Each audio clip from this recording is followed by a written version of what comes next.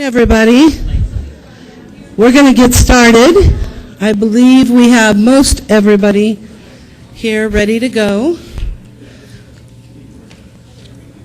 So welcome to the fourth public meeting for City for Champions, where you all receive updates and then you get to provide feedback and ask any questions that you need to ask. We are delighted that you are here, and I'm especially delighted to introduce two new players in this group of people moving City for Champions forward. And the one to my immediate right is Kristen Downs with the Olympic Museum, and she is the Executive Administrative Coordinator for the effort right now. And then to my third person down is Luke Travens, and many of you know Luke. He's a co-owner of Concept Restaurants. He's on the Regional Business Alliance board. He was an athlete in his own right in his early days. I'm assuming you're still an athlete. It was a long time ago. Well, yeah, a long time ago. Oh, there you go. And we'll let him tell you a little bit about that when he comes up here.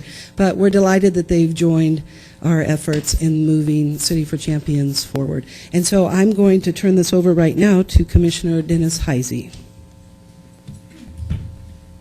Thank you, Stephanie. As one of the co-chairs, I'd like to welcome you all to our monthly update. As promised, there will be one of these held every month, regardless of whether the news is ground shaking or just a slight tremor here and there. We want people to know what's going on or even what's not going on. So I think we'll find today that the progress has been incremental, and progress has been made faster on some fronts than others, but that's as has been promised. You've been hearing that all along, that some of this is going to take longer to come together than other parts of it. We know that we still have many unanswered questions waiting for answers, but we have taken note of those and happy to take note of any others, because as we get more and more into it, as I say, the devil is in the details. So we know that there will be more questions that come up, and questions are just they're not a problem. They're a good thing. We want to do it right. If we don't do it right, we don't want to do it at all. So happy to have you all here, and we'll get right into the reports. And might I add, I introduced the new folks to the team, but this might be your first time here. So let me also welcome Keith King, President of City Council, who is with us today as well. Bob Cope, who's in the mayor's office and who is the project manager for City for Champions.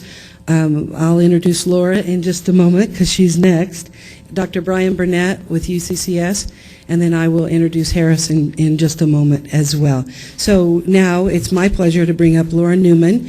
And for those of you who might not know Laura, she is the best possible advocate for City for Champions. She came to us and said, I'm really excited about this, and how can I be helpful to what you're doing? And her wealth of experience as the mayor's chief of staff, recently as a person 26 years in the hospitality industry, as clearly a fitness guru, and somebody who really gets finances and understands numbers.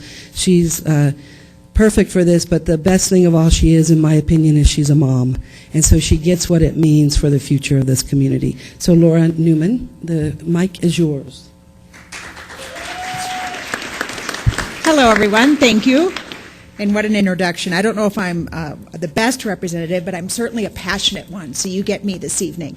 And I'm going to spend about 15 minutes, maybe 20, at the podium just going over some notes that I prepared, because if we didn't have the chance to interact in the last two meetings, like Stephanie said, I came forward after leaving the mayor's employ as chief of staff for the city of Colorado Springs after 26 months, because prior to that, Stephanie said 26 years, but she's dating me. It was 24 years in the hospitality business, but you get to be my age and you are counting those numbers. So 24 years.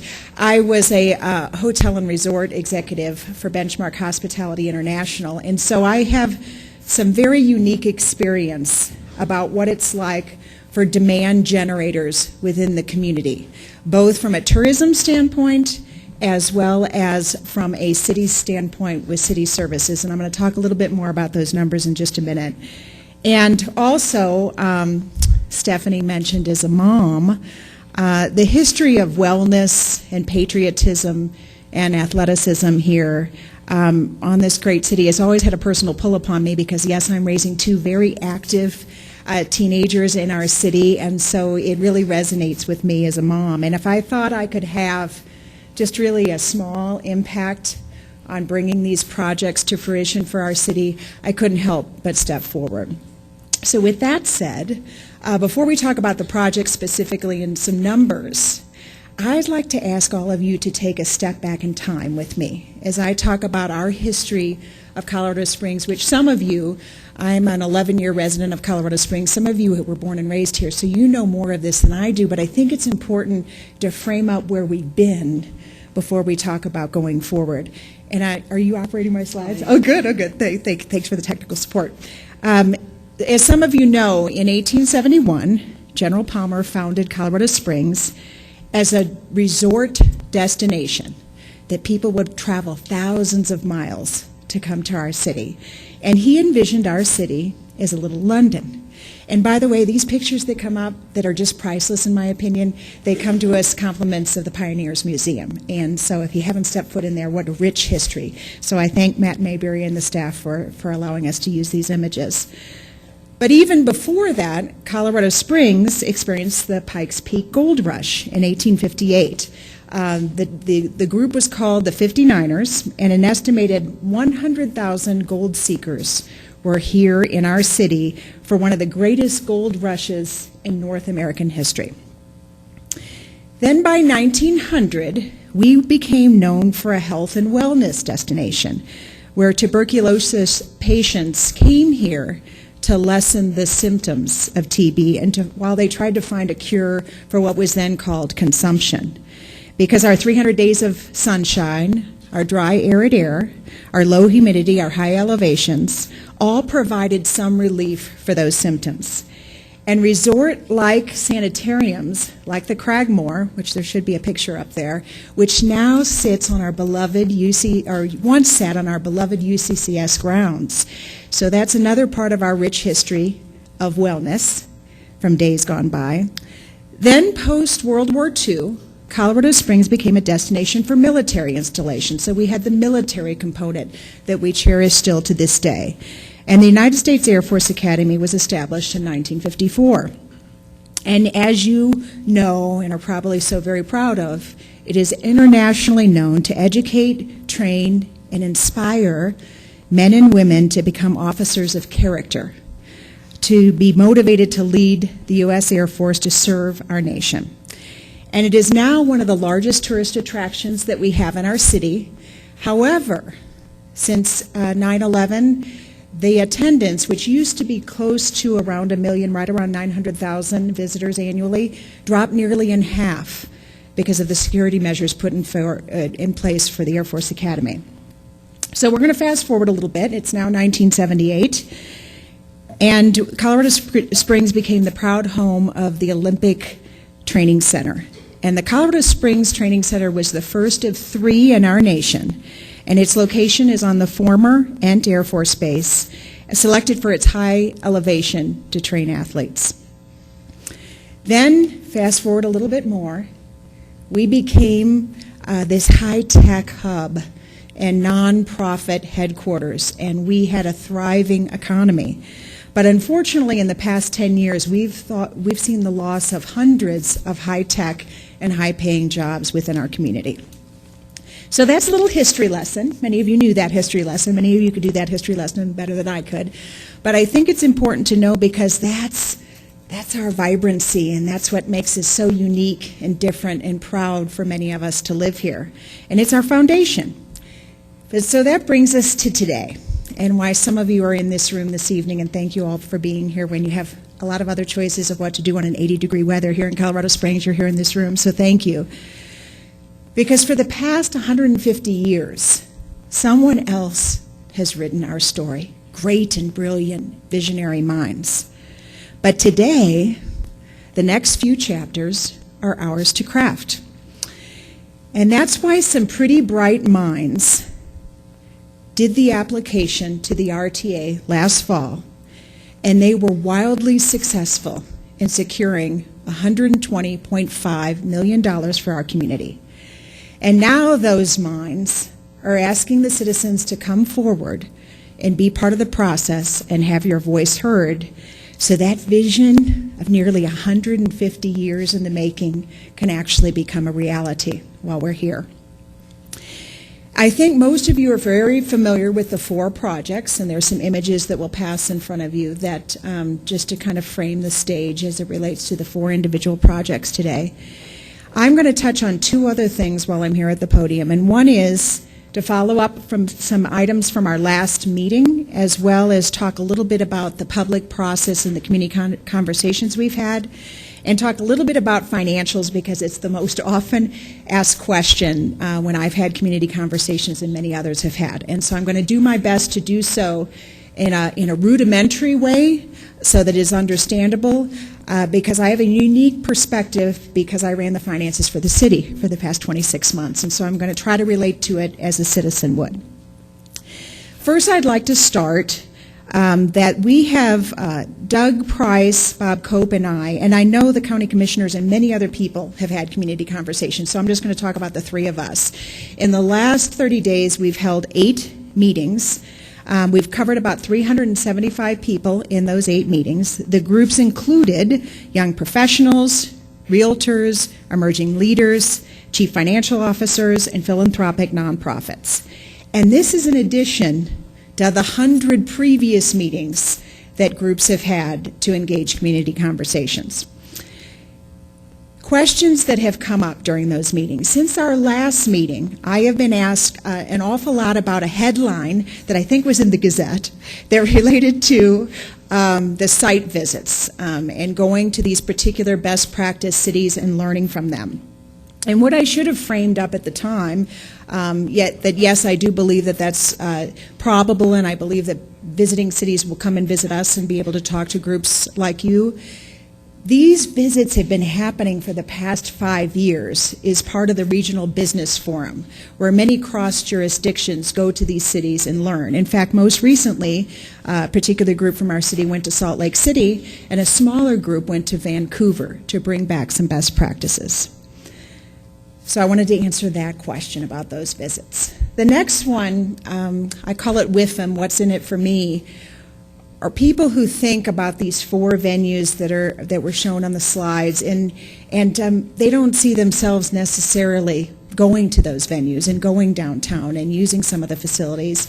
And they really like us to see the money put to better use in their mind, in their own backyard. Fix our streets, water our parks, solve the stormwater issue. And I think it's important that you know that the RTA does have restrictions on how we can use the money. It is tourism related, and so there's some pretty tight parameters on what we can do, and fixing streets and doing parks as much as parks are a destination. That really wasn't part of the parameters of the money. However, the sales tax generated by venues such as those can do exactly those services that the citizens have been asking for. And so I want to take, and I want to make sure that this slide comes up, because if not, I'm going to have to do it off the top of my head. Is there a slide with about 30 lines on it? And some? Yes, I'm sure you can read that well, right? Well, this particular page, and I'm going to do my best to try to explain it, and Bob, if I stumble, you can help me out here. Why did the RTA see fit to make an investment and award us the $120.5 million? Where did that number come from? We had 3 different economists work on some financials for our city, and the county is actually going to be engaging a 4th, and possibly city council, I don't know if that decision has been made, to join forces with the county, or we'll engage yet another. But all 3 came to the conclusion that these 4 projects would generate about 500 new unique visitors to our city outside of the state, those that wouldn't have come here for any other reason. So that's the initial starting number, that 500,000. Then there was a mathematical calculation that those visitors, and we have some statistics from a tourism standpoint, so it wasn't just a number plucked from the air, would stay on average 4.5 days in our city while they were here. And then this number, having a tourism background, I think is very conservative, but nonetheless, it's better to be conservative than overestimate. Those visitors would spend on average $73 a day. And those $73 a day would be on hotel, transportation, retail, recreation, and food and beverage. So when you add it up, you realize that's kind of a small number. But in there are families and young people and so forth, so it's probably a pretty good average number to use. So if you're following that and you do the math, that comes up to about $163 million in sales. And state sales tax is 2.9%. So in a stabilized year, not in the startup year, not in the ending year, but in a stabilized year, that would equate to about $4.8 million in sales tax annually. So what these economists do, and I don't know how well you can read, can you read anything? Not at all. Oh, okay. Well, we can hand this out, so I'm sorry. And it's probably, is it on our website, this information, do you know, on the C4C website? If not, it's readily available information, so I'm not just making up these numbers. The economist started on the very low end of generating sales. In 2017, it was $3.8 million. Then fast forward 30 years, and it was $5.6 million. And so when you add up each of those sales, that came up to the $120.5 million. And this is just from unique visitors outside of the state. It's not from those of us in the room spending our own money to go to these, or people traveling from Denver. And so that's where the initial $120.5 million came from. So let's take a closer look of what those visitors, how those visitors might impact our own sales revenue stream. If you use that same 500,000 and that same number of days, you know that the El Paso County General Fund tax is at 1% and the City of Colorado Springs is 2%. That's an additional $4.2 million annually directly within our community from just these new out-of-state visitors. Not some individuals that are heightening their spending because we have these destinations. So those of us who enjoy driving to Denver and doing the things in Denver and we choose to stay in our backyard, that's not even part of this calculation.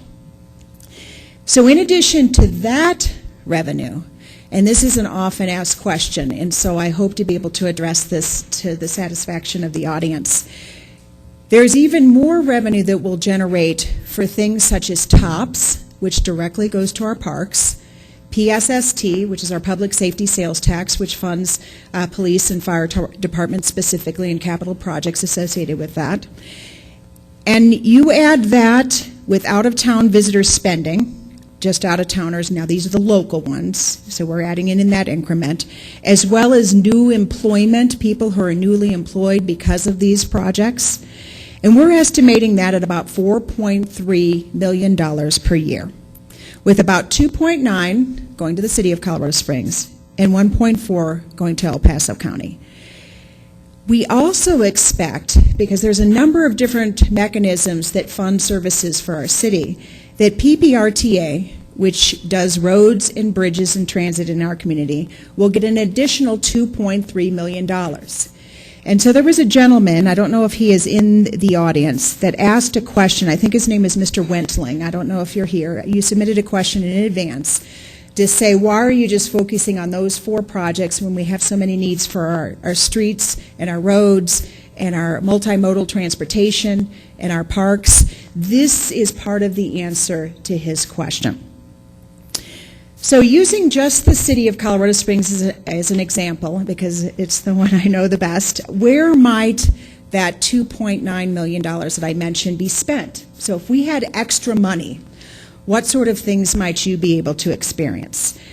First, I think if this is the right slide that's coming up, it's important to note, okay, this is the slide that says how it's spent. So within reason, you can see the big blue part the pie chart. The first one is how we spend it on employees, because staff is such a significant piece of how we spend money. About 70% is spent on staffing, and the next is spent on other expenses. You can see the majority of the general fund for the City of Colorado Springs is dedicated to public safety, and that's outside of any of the PSST monies. And so you can also see the smaller slivers: Parks and Recreation, Public Works, which for the most part is the streets and roads and bridges and snow clearing and so forth. And the other, that big category of other, is basically infrastructure, so running elections, the city clerk's office, our finance department, our IT department, our city attorney's department, and so forth.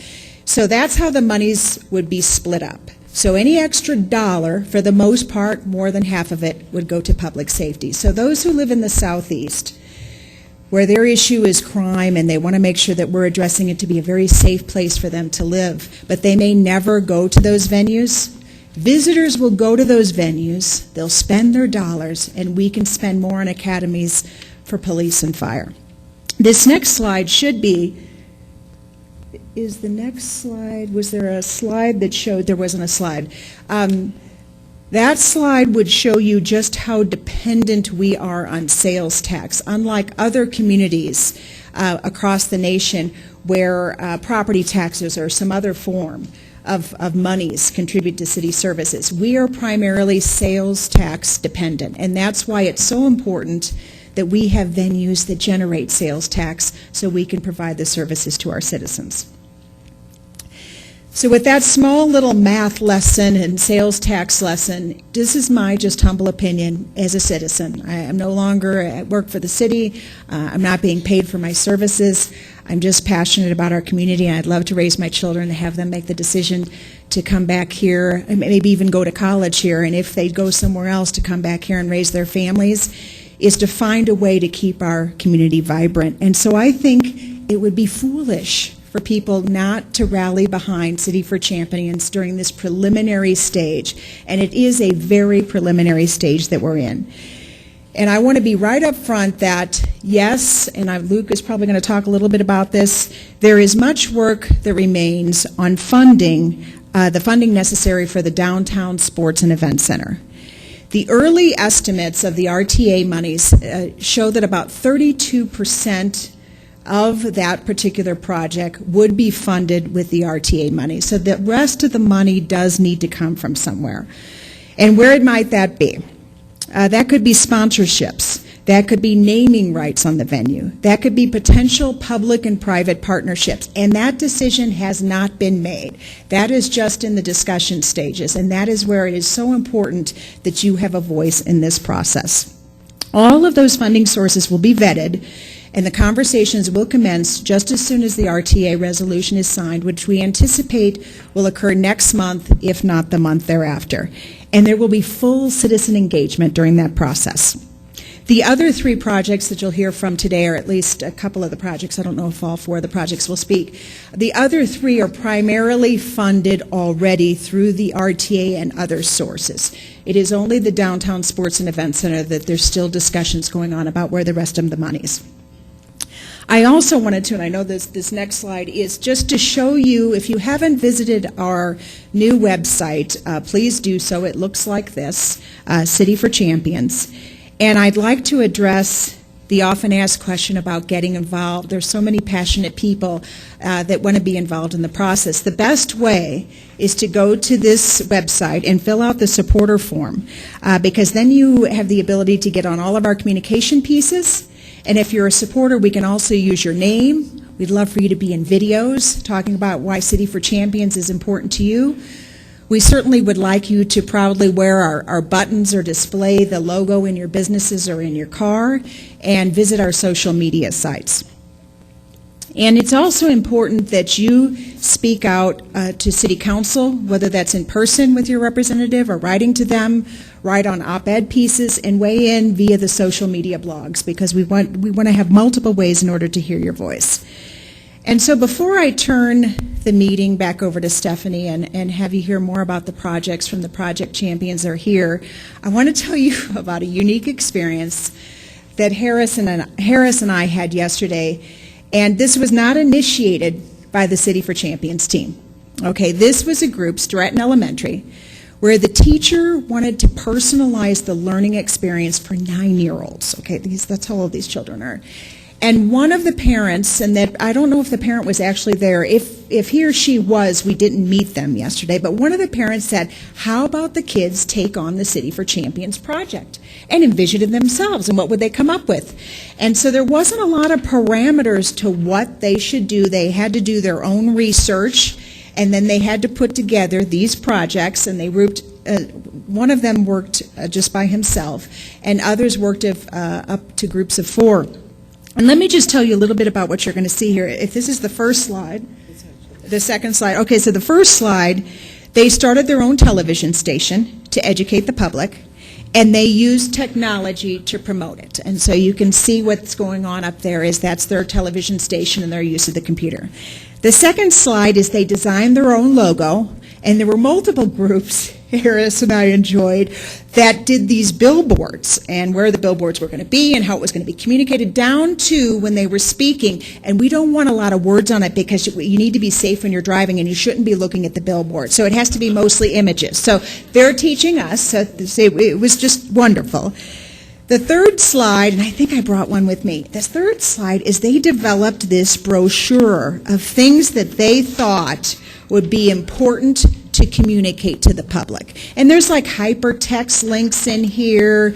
There's dollars, where's the money coming from and how much money is it going to represent. And then there's this website, Green Handyman. Oh, by the way, they had a very strong environmental component to that. So most of them, when they were constructing buildings, that they would show us these buildings they put together, they were made out of adobe, they were made out of stone, they had some wool components, and they were all talking about the natural environment to protect the environment. And so it was just thrilling to be there for an hour and hear these children that just saw themselves as the City for Champions. That's why they were behind it. And they were there to convince us to get on board. So I had to share some of these pictures with all of you because it was a delightful experience. So without further ado, I'll turn it back over to Stephanie, and I'll be available for questions should you have any. So thank you for listening. I am wondering if that's a picture of Commissioner Heisey up there. You're the only one with the mustache, Commissioner Heisey. Oh, he is missing the moment. So, how many of you are smarter than a third grader? How many could do that brochure? I know you younger people, and I'm sure older people as well. I could not. I do know that. So, I have one update for you that I'm going to read off my phone. The Air Force Academy is a little busy right now. They have some dignitaries coming in for something called a graduation. So let me tell you the update from them. And it's from Dave Luce, who works for the Academy. It's actually Dave Cannon, who goes by Luce. So this was to Doug, and it says, Sir Doug, we are still evaluating the 3 potential way aheads for the visitor center and working to ensure we can raise the needed money via private sources. We should have a decision on what we choose in 2 to 3 months. So that's the update from the Air Force Academy, and now I'm going to ask Kristen to come up and give you some exciting news about the Olympic Museum. Hi, my name is Kristen Downs. I've been a citizen of Colorado Springs for 13 years, and for the past 2.5 months, I've been very privileged to be working for the U.S. Olympic Museum as the executive coordinator. I'm here on behalf of Dick Celeste and the Board of Directors to report that if you haven't already visited our website, the link is usolympicmuseum.org.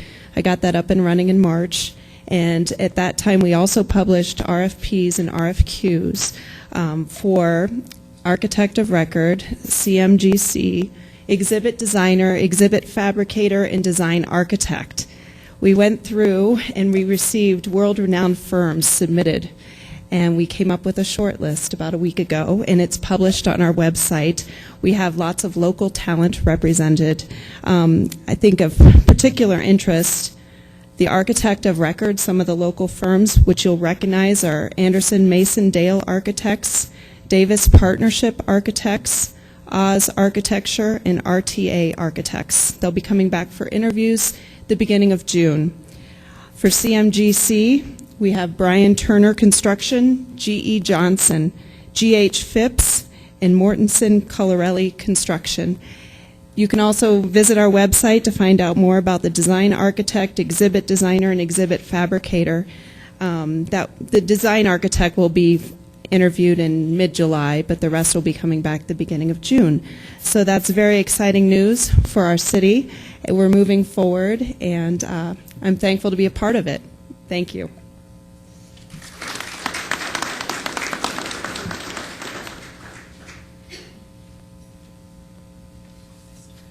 That's okay.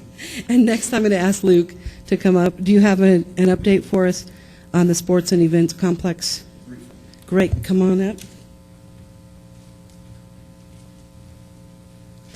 Hello, everyone. Thank you for being here. And my name is Luke Travens. I know many of you in the room, but for those who I don't know, I am not a native of Colorado Springs, but I moved out here in 1990 to live at the Olympic Training Center, and I was a national team member for a sport called Team Handball. And before I get further into what I'm going to say, I do have a couple questions for Laura. Laura, could one of those 9-year-olds from Stratton be my co-chair? And if so, could they handle the funding questions that come up during this? Okay, perfect. Interestingly enough, when I was an athlete at the Olympic Training Center, often the training center was so overbooked with events and competitions and training that my team would get moved off site, and so we would have to go train at different configured courts at Fort Carson and Coronado High School, and now my oldest son is at Coronado High School, and my youngest son is a middle schooler at Holmes Middle School. So they're both native Coloradans in Colorado Springs. I'm in the restaurant business here. I'm one of the owners of Concept Restaurants. My partner Dave Lux opened that Jose Muldoon's 40 years ago, exactly 40 years, so we're celebrating that this year. I'm honored to be named to be the partner project representative for the Colorado Sports and Events Center.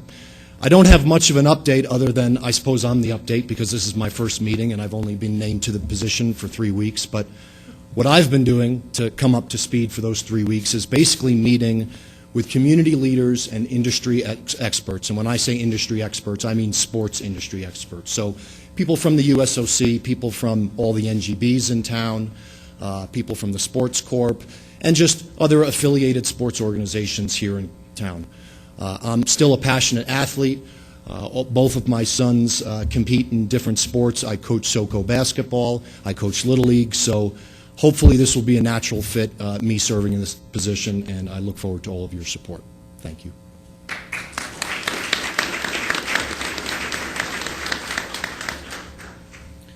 Well, good afternoon. My name's Brian Burnett. I'm one of the Vice Chancellors at UCCS, and I'll quickly give you an update of where we're at compared to last month. Our piece of City for Champions is the Sports Medicine and Performance Center. And as I've indicated in prior months, we have already done a feasibility study on the sites. So for those of you who haven't been to these meetings before, our piece of this will go along North Nevada, across from the University Village Shopping Center, adjacent to the new Lane Center that we opened in February of this year. We're still debating between two sites, one to the north and one to the southeast, but either way they'll be connected to the Lane Center right on Nevada and right across from the new Starbucks that's going up across the street in front of Lowe's. One of the things that we didn't feel like we had the expertise at the university to do was think about how we knit together a nationally, if not internationally, prominent sports medicine and performance center. So back in February, we put out requests for qualifications for national consultants to help us knit this thing together about what are those elements that would serve both the intent of the City for Champions and serve our interests, research interests, and our academic interests of the university. We had 7 national proposals. Last Friday, we interviewed our first finalist. We were very impressed with their knowledge base and their skills and their interest in working with us. Our second interview will be in June because this week is also commencement week at UCCS, and so we have 2 commencement ceremonies we're planning on Friday at the Broadmoor World Arena. So we just couldn't make calendars work. So next month we'll be interviewing the second finalist and hope to make a decision by this time or late in June. At that point, then we'll start working with them on knitting together who could be the potential partners with us as we continue to develop our project. So that's our update for today. We continue to make good progress. I guess the last thing to tell you is we've been spending a lot of time, as you might imagine, with Colorado Springs utility staff and the city council members who oversee utilities on just the infrastructure around the Lane Center, the Sports Medicine Performance Center, but also the planned Visual and Performing Arts Center that will be north of this complex. And when you add a $60 million Performing Arts Center where Four Diamonds sits today, and the great news since our last meeting, the state did give us another $13.3 million for that Performing Arts Center. All that infrastructure kind of goes together, electricity, water, sewer, and how all that works. We've been spending quite a bit of time working on that, and that's how the Sports Medicine Performance Center is kind of tied to all the North Nevada work we're doing. And someday we intend to build a track and soccer stadium, and so just making sure we have all that infrastructure ready to go along Nevada is pretty critical for us. And so we just got some numbers together, and we've submitted, later this week we'll submit to the Board of Regents a plan, a multi-phase plan around the infrastructure for both the Sports Medicine Performance Center, the Visual and Performing Arts Center, and all the future development up on the campus, on the north campus, that heads all the way up to Pulpit Rock. So we are making good progress. We're excited about our piece of this project, and I'm happy to take any questions when we get to that part. Thanks.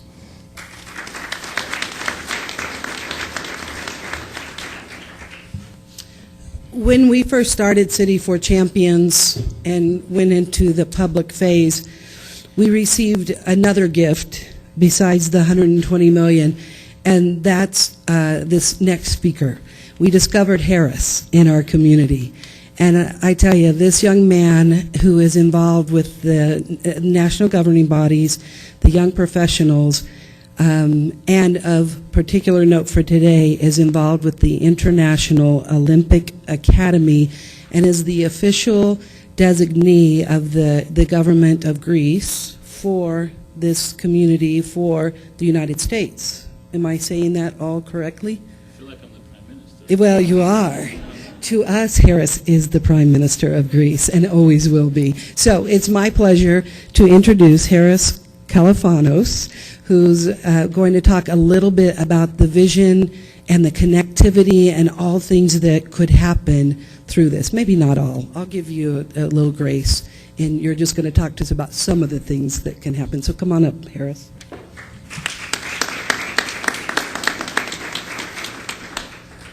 Stephanie, you're very, very kind. That was a huge title. Thank you very much for being here. My name is Harris Kalafanos. Kalafanos in Greek means good voice, in case you're wondering what that is exactly. But I'm here to say today my story a little bit. So in Greece, when children grow up, they have Olympic education from all the way from elementary school all the way to college. Every single year, there is a segment of the Olympic Games. Now you can say, what are they doing through all this time with the Olympics? Well, the Olympics started in 776 BC, and they went for 1,000 years until they were stopped sometime in the middle of the Byzantine era. And then they started, of course, again in 1896.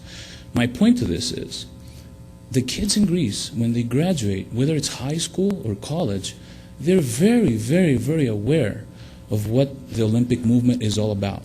They have a good knowledge of the structure, they have a good knowledge of what it means for Greece, but above all, they have a very, very good knowledge of what it makes to humans to be able to help them achieve their full human athletic and human potential.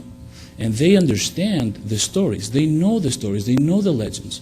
So anytime you talk to them about Olympics, or we're going to create this new stadium, or we're going to do this whatever new thing that has to do with the Olympics, or in this case when I was growing up, we're going to have the Olympic Games in Athens, everybody was very excited. They were not excited about the financial incentives. They were not excited about the tourism. They were excited about what it could bring to them and everyone around them. They knew the stories, so they were very, very, very inspired. So one of the things I'd like to point out, and one of the things I'm advocating, is the numbers are great, and I know they're going to work one way or another. We're going to figure out the details. We have the brightest minds here working for that. But what we need to find out is the stories. All the people that live here in Colorado Springs every single day and train. They land in the Colorado Springs airport. They get into this Olympic bus. They go to the training center. It's hot at the wrestling room. It's packed at the swimming center. They're all the time there. They come in and out, in and out. So I come from Greece 8 years ago. I go to the Olympic Training Center. I'm an intern at the time for USA Wrestling. And one of my first tasks is to go to Sports Authority up in Denver and get a sponsorship. And I go to the Sport Authority executives, and I'm starting to talk, we're USA Wrestling, we're part of the Olympic movement, et cetera, et cetera. So the first question they ask, so what exactly are the Olympics? What exactly is an NGB? What do you mean you're part of the Olympic movement, and what that means? And I had many, many, many meetings like this with many, many prominent people, not here in Colorado Springs or in Denver or in Colorado, but also around the country. And what I started to realize is they knew nothing about the Olympic movement. It was amazing. They didn't have the Olympic education that I was kind of expecting everyone to have because it's such a universal idea. So one of the first things I try to do with USA Wrestling, instead of kind of figuring out how we're going to work the finances, is to try to tell this story. Not just the athlete story, but also the staff story, the story behind the structure, and pretty much everything that has to do around the Olympic movement. So City for Champion comes around, and I had just visited Ancient Olympia in Greece before because the International Olympic Committee decided that wrestling shouldn't be in the Olympics. But of course they changed their mind because we were able to tell the story. And I'm at the first meeting in City for Champions, and I'm thinking, but we have to connect the Olympics. We have to tell the story. But where does the story start? The story doesn't start 150 years ago in Colorado Springs when the first miners came here. It starts 3,000 years back in Greece, in Ancient Olympia. So the first thing we have to do to start telling the story is to go to the source, go to the origin, and try to connect the modern capital of the Olympic Games with the ancient, with the birthplace. And what a better way to do it, at least to create awareness to the public, by creating the sister city thing. And I know you've heard a lot about the sister city thing, and there's so many things we're doing in so many levels, but the key point for today is we are all motivated to tell the story. Because I think if we tell the story and people understand what they have in the backyard, I mean, we have prominent Olympic athletes, Henry Cejudo, Jordan Burroughs, even Michael Phelps comes and trains here. He goes and drinks ice cream or eats ice cream downtown from time to time in the past. They all come here. But Colorado Springs citizens, they had no idea about it. And to me personally, I was just amazed.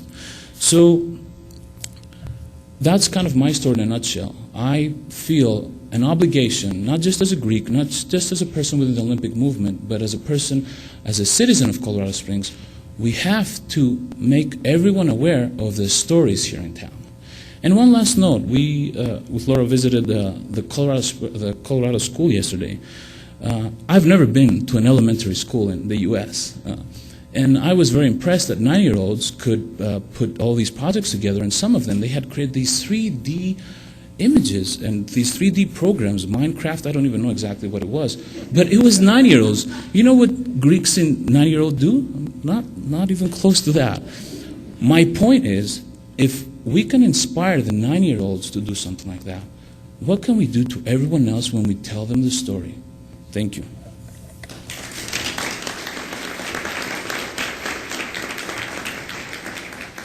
So Laura, action item, you need a slide that goes 3,000 years back, okay? Would you do that? In Harris, clearly I do not have Greek heritage because I totally botched your last name, even though I practiced, so my apologies. Now we're to the phase of the question and answer and feedback. So I welcome all of you who might have a question, who might have some feedback you'd like to give to the decision makers about City for Champions. I welcome you to come to the mic. And then I also, as I've done in the past, I'm going to give you my cell number. If you'd rather text me a question, feel free to text it to 216-4148. Some people are a little shy, so they'd rather do that. Any questions from the group today? Any feedback? Okay, come, Mr. Trapp, how are you?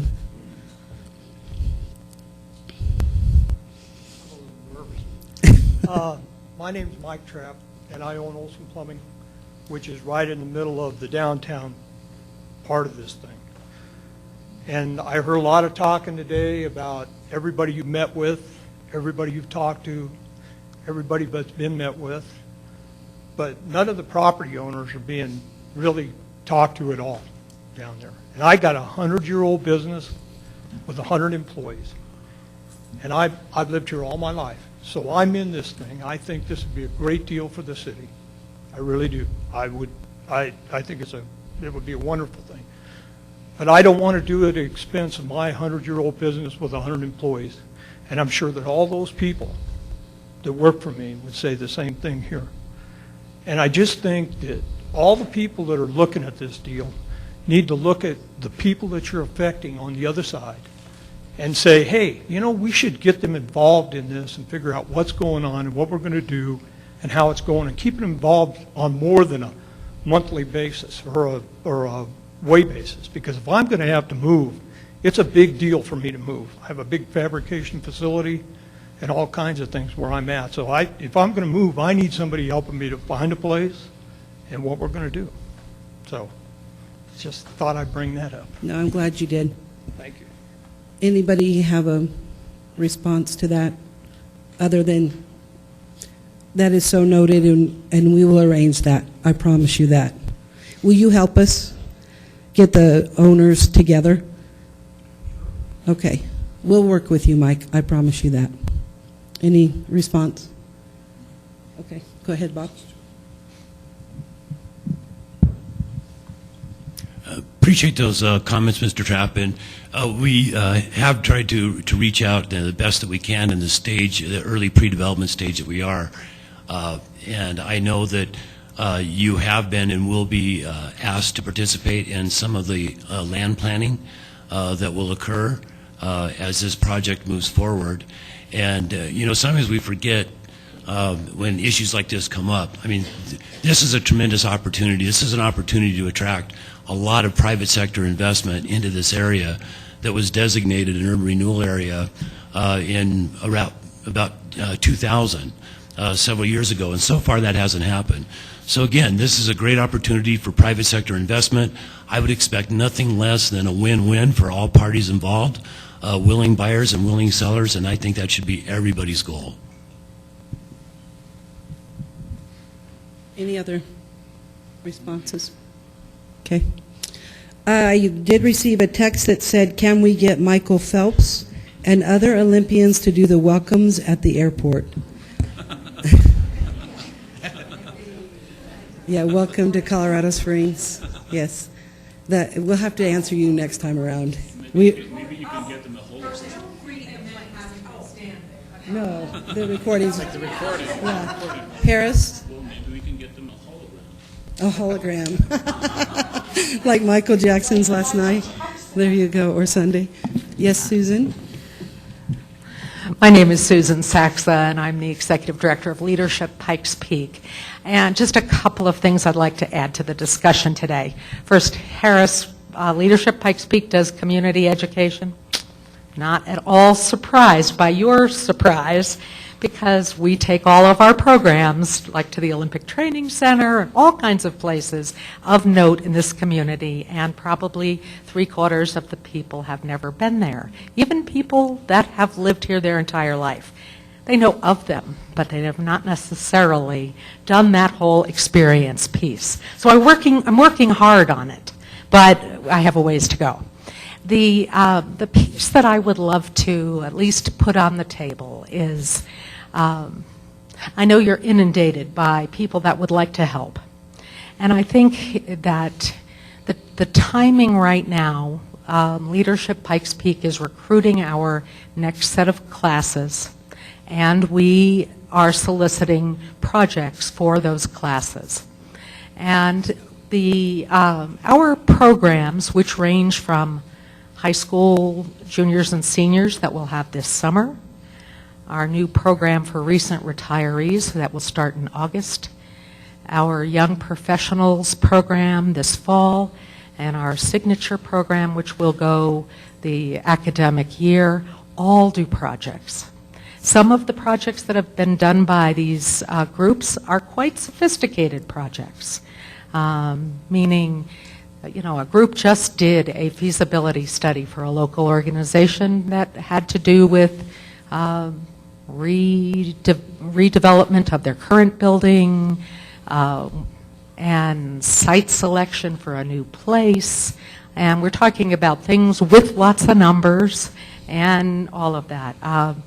We have people who can do a lot of that outreach or focus groups. There are groups that have done marketing studies and commercials and all kinds of video things. You know, the ideas are almost endless, and I'd love to have not one idea, but maybe ideas for different age groups, because it gives an opportunity for different ages and stages, from the 55 and betters, of which I would count in that, down to our young people, and ways that they might contribute. And so the timing is really good for this, and I'd love to have any conversations as a follow-up that might be appropriate. Thank you, Susan. Sure. We will note that and be in touch. I have a question from the audience. Laura said that the funding resolution could be signed next month. Is there any risk that the 120.5 will not be finalized? I'm guessing also, is there any chance it won't come through? Do you want me to answer that, or Bob? Probably Bob. Okay, my understanding of that would be is that on December 16th of last year, the EDC, the Economic Development Commission of the state, made their award. They made a motion, they passed the motion, and they approved the motion, and it was for the 13.08%, estimated to be $120 million over 30 years. So we would expect the resolution just to document and memorialize the verbal motion and that was passed by the EDC. So certainly would not expect the fundamental aspects of the award to be changed, reversed, or not to come forward. This is just the terms and conditions upon which we will move forward with these projects. Okay. Does that help? Yeah, I'm going to assume. If it doesn't help, text me again. All right. Who else? Anybody else? Yes, ma'am. Hi, kids. Good afternoon. It's Kit Rupe, losing the microphone. First of all, I'm very excited about City for Champions, and I'm very pleased that we're doing this sort of thing because we need the jobs. And I think that it will really revitalize our community. A couple of things as I've been walking in southeast Colorado Springs has come up, and I think maybe a nice clear message would be helpful on this one is about the TIF financing. A lot of folks are misinterpreting how that TIF financing is going to come back and maybe become a part of their tax structure rather than these projects being self-fulfilling. And then the other thing I'd like to add is I'm looking at the transit system. I'm now on PPACG CAC and also on the RTA CAC. And what does CAC stand for, Kit? Community Advisory Committee. Thank you. Thank you. And one of the things that we talk about is bus transportation. And certainly we need to help our folks that are less advantaged to get to and from work. But what is a remarkable omission, I think, is there's no bus service at the airport. And we are expecting people to come here and be able to get to our fair city, to get to these venues, and we have no bus service. So I think that's one of the things I'd like to see as an enhancement or maybe a companion project. So does anybody have any questions for me? Do you want to talk TIF? Because that was, or do you want to get with Kit later and go through it? Do you want it now, or do you want just an understanding to be able to explain to people? I want an Because understanding. it's complicated. It is very complicated, and I might even go as far as to say maybe in the future we could do a couple of little community town halls, little small get-togethers where people who are concerned about it, I can invite them and maybe work it out. I know you have a busy schedule, so let's coordinate that. Oh, it's not too busy. I mean, seriously, that's what we're here for, Right. to do that. So why don't we just have you, Commissioner Heisey would like to speak to that as well. I know Bob is working on a slide that kind of a one slide, this is kind of what TIF means to you.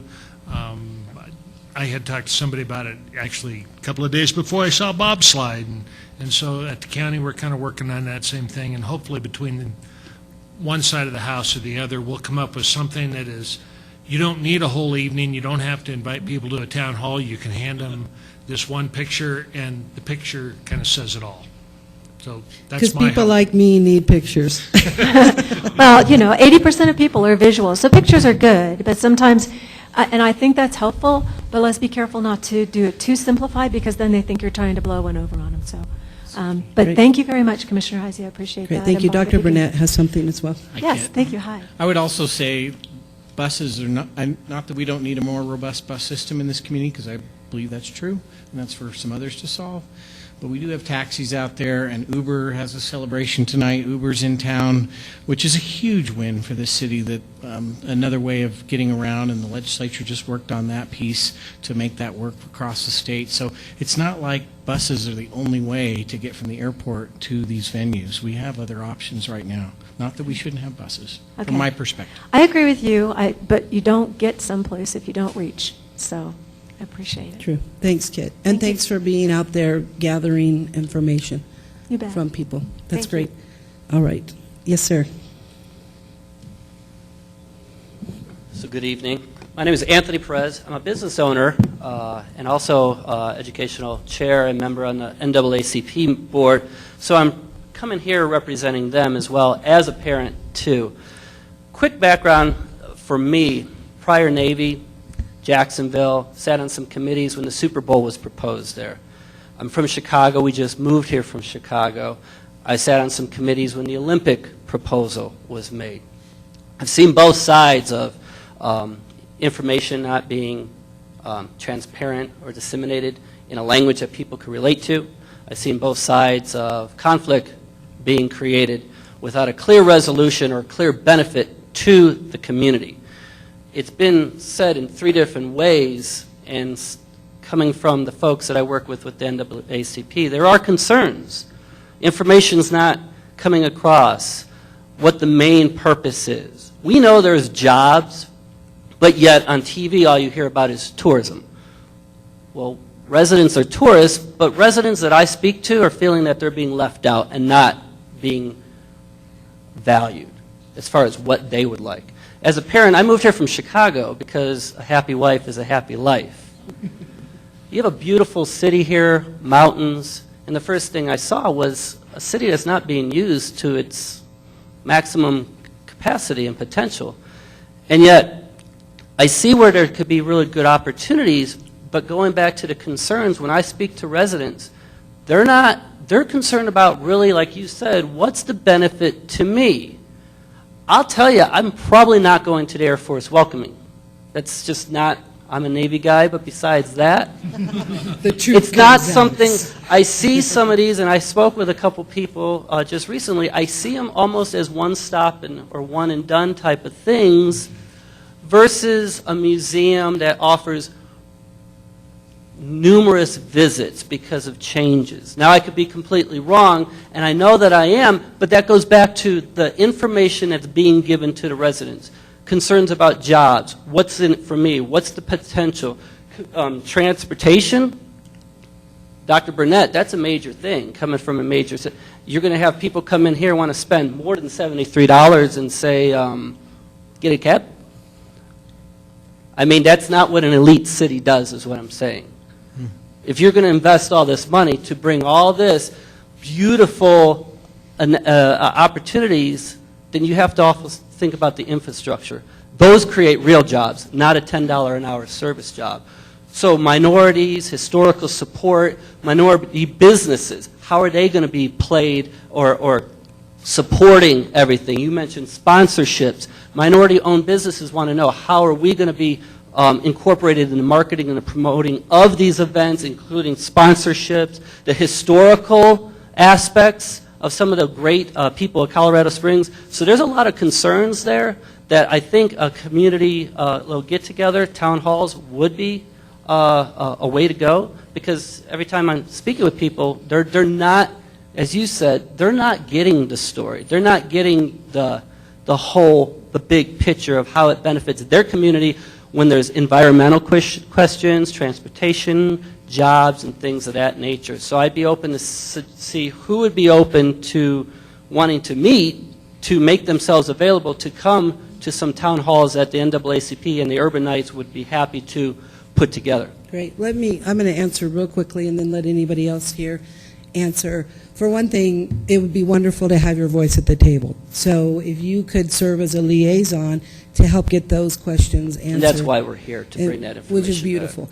We have had over 125 public meetings about City for Champions. It's been the most reported on, the most met about, the most social media initiative that I've ever seen. And so if we're still having troubles getting to people, then help us. Because this group here alone did 8 very public meetings since the last time we met in this public forum. That's why we do these monthly public forums, so that people can come. So thank you. Thank you for being here. And we also know it's an engagement versus an involvement thing. Sure. And we do the meetings, and the other side of the tail is people coming. Sure, sure. And we're okay with that. Right. I don't mind people saying they don't know, because we're willing. This is the coalition of the willing. We'll go out and do whatever we need to do to get information to people. And then the other thing I'd like to say, and I tell this to all the groups because it's the truth, it's not City for Champions, period. It stops. It's City for Champions and what else can happen? What's the snowball effect? How do we get a transit system here that works? We just got back from Utah, where their transit system is amazing. They are connected for hundreds of miles. And so there are great opportunities that add to City for Champions. Well, yeah, I am so still, help us I am do still that. trying to figure out how there isn't a train from Denver to Pueblo in 2014, but that's a whole different. You're going to help us do it, because you're from Chicago and you know how to get things done. I can tell. Any responses? Anything else from you all? Stephanie, I have some. Yes, Harris? So, can you hear me? Yeah. So, I want to share a simple story. USA Wrestling alone has about 2,000 athletes that come to the training center. The majority of them come through United because United is a sponsor, and they come through the airport. Now, there is a bus. We take them to the training center. What a typical wrestling program is, they usually wake up around 6, they go train, then they go to breakfast, then they go sleep a little bit, then they train again around 1, then they go eat, they go sleep, they get up again around 4, they eat, they sleep. Then they have 1 or 2 days out of the week where there's a free time. And most of the times our athletes say, they just stay at the Olympic Training Center. And we say, why don't you go out? And said, well, we train around the mountains, we run around the city, but there's not much to do. So that's one story. That's a very real reality that we live. Another story. We have an athlete that would typically, on average, would come, let's say, 3 to 4 years. He'll train. He'll probably win a medal either in the World Championships or he might even get into the Olympic team. What would typically happen then, he's going to decide what is he going to do next. So a lot of them would want to come and coach, but they prefer to go to colleges across the country because it's more cool to be in other cities around the country. Now, we have a few coaches that come here.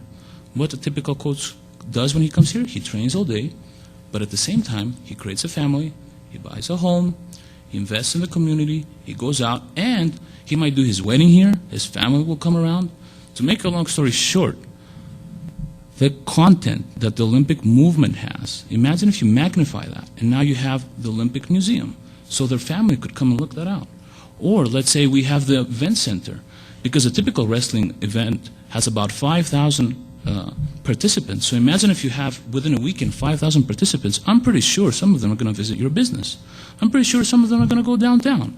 I'm pretty sure some of them are going to go to the Air Force Visitor Center, whether they're in the Army or not.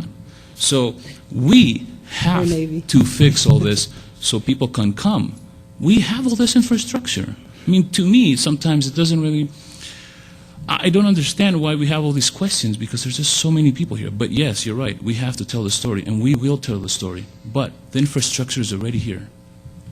And we'd rather have the questions asked than people wonder. So thank you for doing that. I do want to say about jobs as well. 2 times ago, the head of the chair of the Regional Business Alliance came to talk about jobs, and we talked about what kind of jobs, so I'm excited that this group can share that with you as well. And sometimes people have been dismissive of the Sports and Event Center jobs, but I tell you, our students at UCCS would love to be able to work at a sports and event center. They're all over the community at restaurants and other jobs like that, and that would be terrific for them. But Kristen just announced the architect firms that are being considered, and think about those kind of jobs. And I see Scott Bryan here with Bryan Construction, and you employ people, right? I thought so. Jennifer, I see. So it's those kind of jobs, and it's the apartment managers who get to have all these people coming to rent apartments from them, and the list goes on about people. And I don't take lightly what Mike Trapp said, because he is right about his own employees, but it can be and for everyone, and it's going to be and for Mike. I do believe that, and the people around. So somebody in the audience said, who in the heck are you? So I'm Stephanie Finley, and I work for UCCS, and the Chancellor has allowed me to spend time on City for Champions, just as she's allowed Dr. Burnett to work on it for the good of the community. And so that's why I'm here. I was asked by the county to facilitate, and that's what I do when I come here.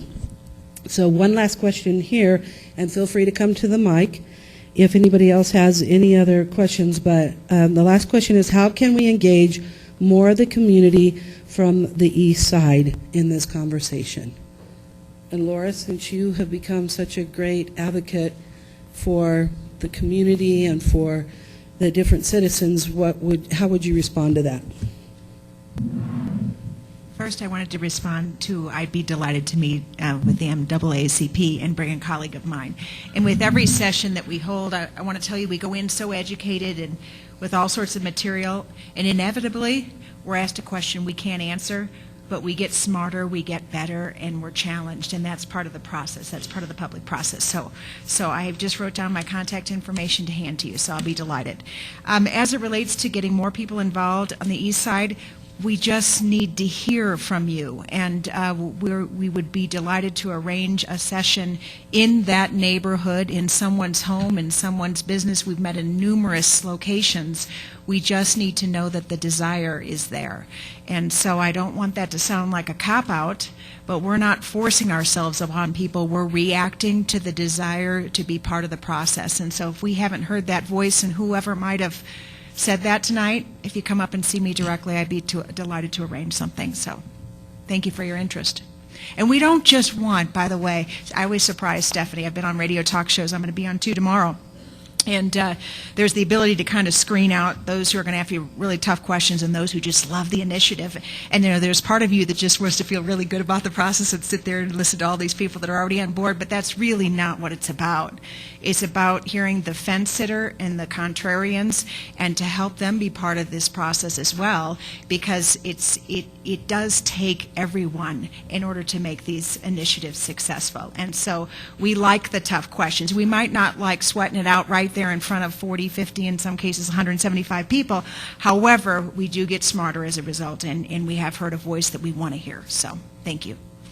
And if I get the tough questions on text, I don't avoid them, as this group knows. I always read them because I like to see how they respond.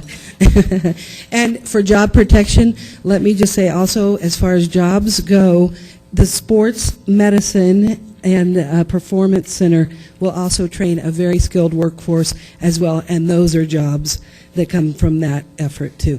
So any other questions before we adjourn? Oh, I have another text. I didn't come through, so you might have to be brave. Give him a hand, everyone. He's going to come to the mic. Yay. Sure, no problem. I just wanted to know what the city council has to say about the type of feedback that they're getting at this point regarding this C4C. It's been kind of quiet at city council, so we've not had too much to discuss, except Bob has come every 2 weeks to our meetings and has been informing us of what's going on, and so we're just kind of in a holding pattern until the resolution is done, and we'll see where we go from there. And I actually, before we were going to adjourn, I was going to ask President King if he wanted to make any remarks? And did you want to say anything else? No, we'll have some interesting discussions about Drake in the next few weeks. So. Okay, I bet you will. Okay, anything else? Thank you. Most importantly, thank you to all of you for caring so much to be here.